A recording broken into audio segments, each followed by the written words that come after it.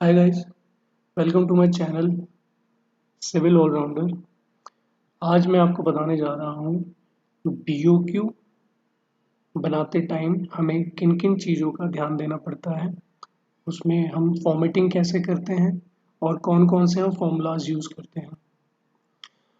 Video शुरू करने से पहले अगर आपने चैनल को सब्सक्राइब नहीं किया है तो प्लीज़ डू सब्सक्राइब।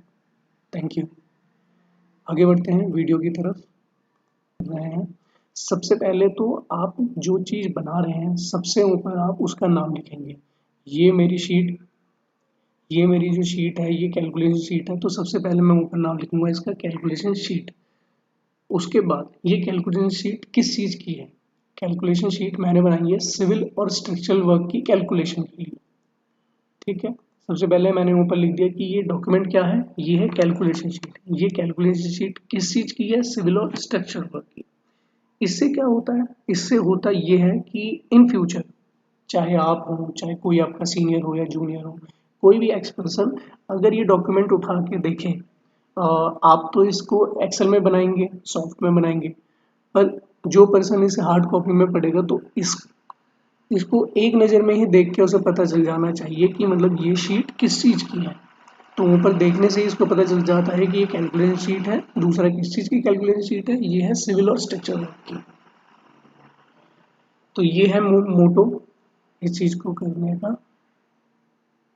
इस चीज़ को अगर आप स्टार्टिंग से अपनी प्रैक्टिस में रखेंगे ज़्यादा बेटर रहेगा। आगे अब जैसे ही इस काम में बीओक्यू प्रिपरेशन में बनाने में जैसे ही आप प्रोफिशिएंट होते जाएंगे, आपको ये हेल्पफुल लगेगा और ये फॉर्मेटिंग आपके लिए बहुत हेल्पफुल रहेगी आगे के लिए भी, और आप अपने जूनियर्स को भी ये चीज़ सिखा सकेंगे। आगे बात करते हैं फर्दर फॉर्मेटिंग में हम यूज़ करते हैं। सबसे पहले हम यहाँ पे लिखेंगे सीरियल नंबर, जिसमें हमारे हेड्स सब हेड्स के नंबर मेंशन होंगे। आइटम, हम किस आइटम का नाम लिखेंगे यहाँ पे, earthwork, excavation, PCC, RCC etcetera. Location, for example जैसे मैंने यहाँ पे लिखा हुआ है कि आइसोलेटेड फुटिंग। फुटिंग मैंने यहाँ पे लिख दिया फुटिंग F3। F3 की लोकेशन क्या है, यहाँ पे मैंने ग्रिड मेंशन कर दी है। इसी तरीके F2, फुटिंग F2, इसकी लोकेशन ये।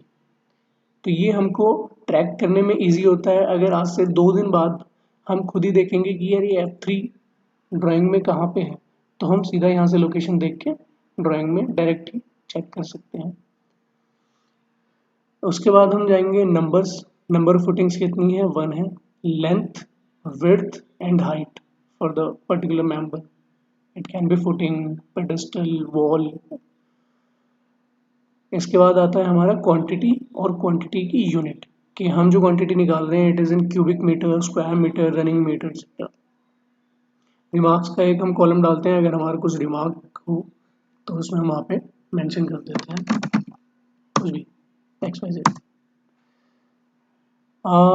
क्वांटिटी में मैं एक चीज़ बताना चाहूँगा। क्वांटिटी जब हम निकालेंगे तो दो तरीके से लोग क्वांटिटी में फॉर्मूला लगाते हैं। इक्वल्स टू लगा के numbers multiply length multiply width multiply height. ठीक है, हम टाइप करेंगे प्रोडक्ट, ब्रैकेट स्टार्ट, सेल में क्लिक करेंगे और यहाँ से ड्रैग करेंगे टिल हाइट तक, ब्रैकेट क्लोज, एंटर। अच्छा, अब इन दोनों में फर्क क्या है। जो प्रीवियस फॉर्मूला था जो कि था इक्वल्स टू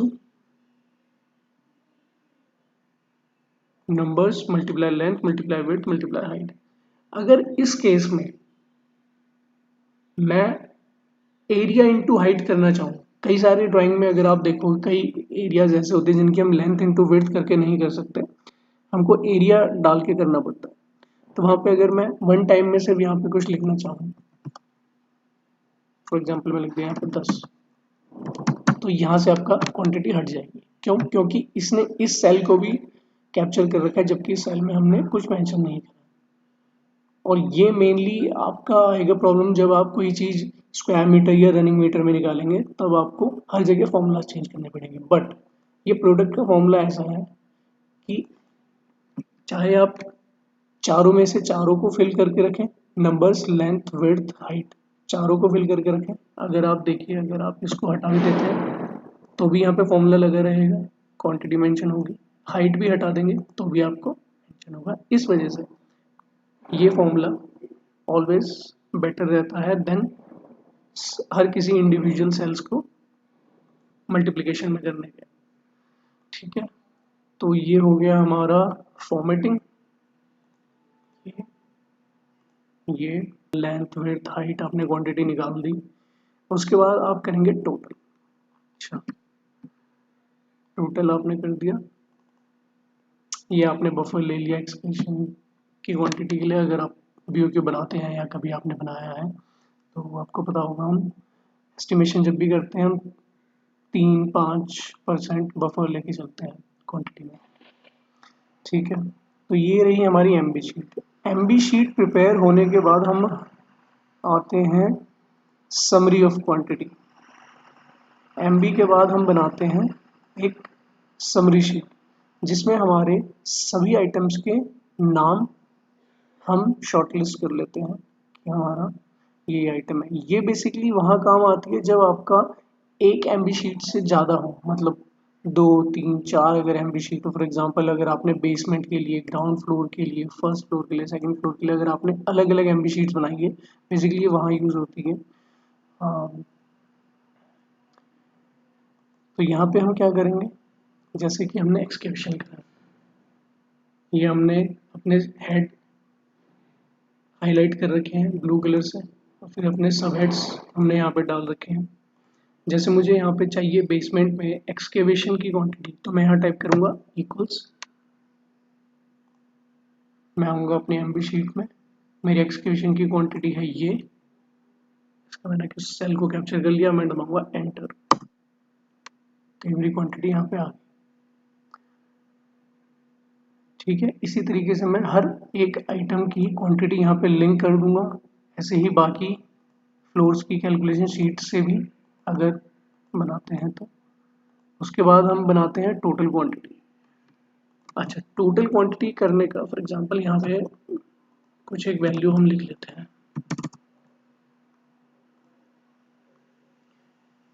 अब यहाँ पे टोटल क्वांटिटी ऐड करने का क्या तरीका है, एक आपने पूरा सेलेक्ट कर लिया, ऑटो सम, करेक्ट। दो, एक शॉर्टकट की बता रहा हूं मैं आपको, ऑल्ट इक्वल्स टू, देखा आपने, मैं दोबारा दिखाता हूँ, ऑल्ट और equals to.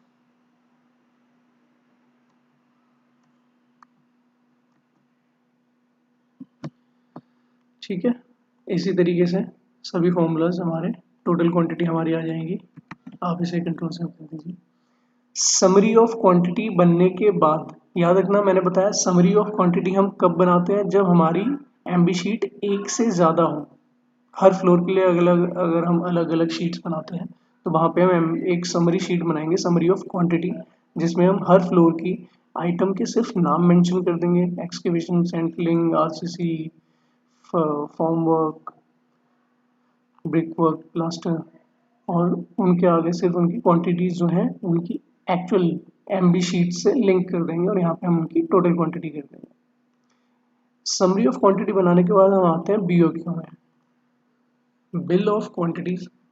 Civil and structural same वही फंडा, हमेशा हर जगह हर डॉक्यूमेंट में यूज होगा, ताकि किसी को भी हेडिंग देखने से ही पता चल जाए कि डॉक्यूमेंट क्या है और किस चीज़ का है। अनदर थिंग, प्रोजेक्ट नेम यहाँ पे मेंशन होगा, डेट होगी। अब बीओक्यू की फॉर्मेटिंग में हम सीरियल नंबर, आइटम डिस्क्रिप्शन हमारा मेंशन होगा, unit, rate, item rate, quantity और अमाउंट। क्वांटिटी हमारी कहाँ से आएगी, क्वांटिटी मैं आपको लिंक करना बता देता हूँ, इक्वल्स टू समरी शीट में जाएंगे, ये एक्सकेवेशन की क्वांटिटी है, आइटम है, यहाँ पे आएंगे और ये हमने यहाँ से टोटल क्वांटिटी से लिंक कर दिया और ये दबा दिया हमने एंटर। अब यहाँ पे क्योंकि हमने ऑलरेडी फॉर्मूला लगा रखा था, तो इसने जैसे हमारी क्वांटिटी चेंज हुई या लिंक हुई, इसने ऑटोमेटिकली रेट से क्वांटिटी को मल्टीप्लाई कर दिया, यहाँ पे अमाउंट हमारा मेंशन हो गया। मार्क है, तो यहाँ पे आपको ये कॉमास और ये डेसिमल के बाद 2 डिजिट्स ऑलरेडी देखने को मिल रही है। बट अगर आप करेंगे तो एक बार मैं फ्रेश आपको करके दिखाता हूँ। रेट इनटू क्वांटिटी, तो ये आपको कुछ इस तरीके से दिखाई देगा। पर इसको ऐसा बनाने के लिए हम सबसे पहले ये कॉमा,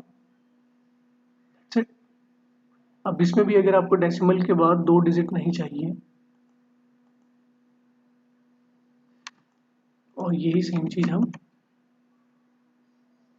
कॉपी कर देंगे यहाँ भी, यहाँ भी। तो ये हो गया मेरा BOQ में BOQ की फॉर्मेटिंग, और हम क्वांटिटी कैसे लिंक कर रहे हैं, अमाउंट में हम क्या फॉर्मूला लगा रहे हैं। इसके बाद हम आगे आते हैं समरी ऑफ कॉस्ट। हमने MB शीट बनाई, MB की हमने समरी ऑफ क्वांटिटी बनाई, उस क्वांटिटी को हमने BOQ में लिंक किया, और उस BOQ से जो हमारा कॉस्ट आया, एग्जाम्पल जैसे ये अर्थवर्क का कॉस्ट है, ये PCC का कॉस्ट है, नीचे ये RCC का कॉस्ट है।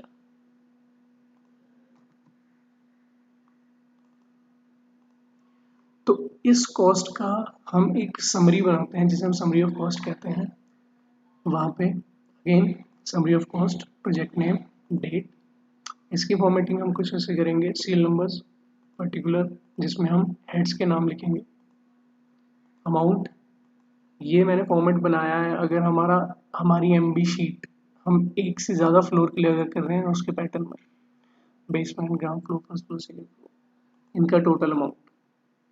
तो अर्थवर्क हम क्या करेंगे, यहाँ पे इक्वल्स टू BOQ में आएंगे, अर्थवर्क, तो अर्थवर्क का हमारा टोटल है ये, सेल को फ्रीज करा और एंटर।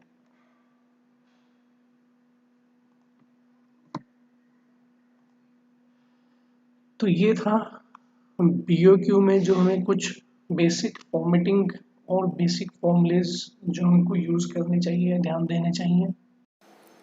दोस्तों, वीडियो में बने रहने के लिए धन्यवाद। आगे आने वाली वीडियोस में भी मैं आपको इसी तरीके से जानकारी देता रहूँगा। वीडियो का कोई भी पार्ट अगर आपको अच्छा लगा या हेल्पफुल लगा तो प्लीज़ वीडियो को लाइक करें, कमेंट करके ज़रूर बताएं और चैनल को सब्सक्राइब करें। Thank you so much.